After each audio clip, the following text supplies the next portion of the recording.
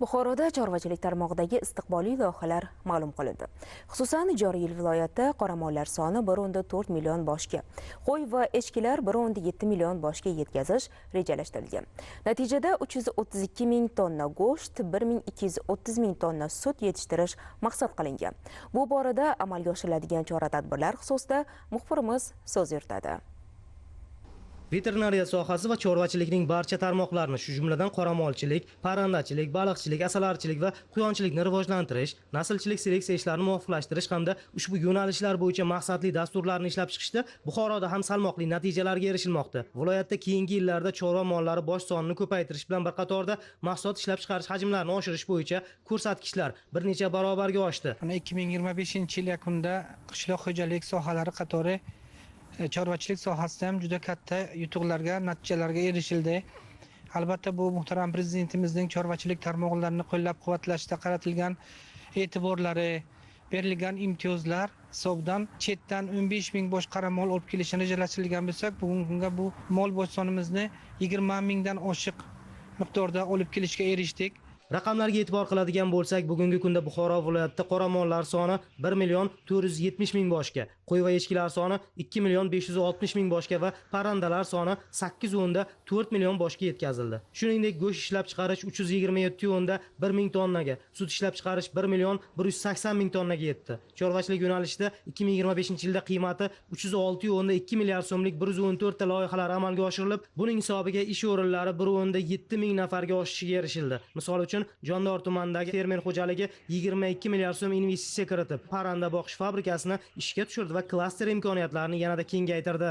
Gollandiyaning VDL degan kompaniyasi bilan hamkorlikda yangitdan fabrika barpo qilindi. Bu yerda 280 ming bosh tovuq boqish imkoniyatiga ega bo'lgan katta fabrika. Qolaversa, kooperatsiya usulini joriy qilganmiz. Ya'ni biz jo'jasini, yemini olib borib beramiz, ular boqib beradi, go'shtini tarozini ustida hisob-kitob qilinadi foydasi. 100 dan ortiq aholi bilan kooperatsiya usulida ishlab kelmoqdamiz. Parrandachilikda sohada umumiy qiymati 151,9 milliard so'mlik 23 ta yirik loyihalar amalga oshirilishi hisobidan parrandalar 1,1 million boshga ko'paytirildi. 2024da kelinki 4 ming tonna go'sht yetkazgan bo'lsak, 2025-yilda buni 7 ming tonnaga yetkazdik.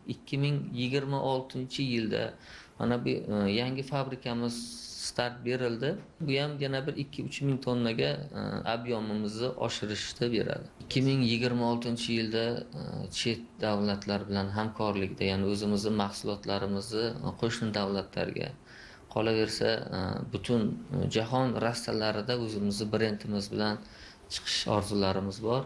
Prezidentimizning 2025-yil 17-iyuldagi Mo'g'ulistonga oliy darajadagi tashrifi davomida qishloq xo'jaligi va oziq-ovqat sohalarida erishilgan kelishuvlarni amalga oshirish chora-tadbirlari to'g'risidagi qaroriga asosan Buxoro viloyatiga 5600 bosh nasldor qo'y echkilarni olib kelish belgilangan edi. Shunga muvofiq o'tgan yili Mo'g'uliston davlatidan 15 ta chorvachilik xo'jaliklari tomonidan umumiy qiymati 13,5 milliard so'mlik 6,1 ming bosh qo'ylar olib kelindi.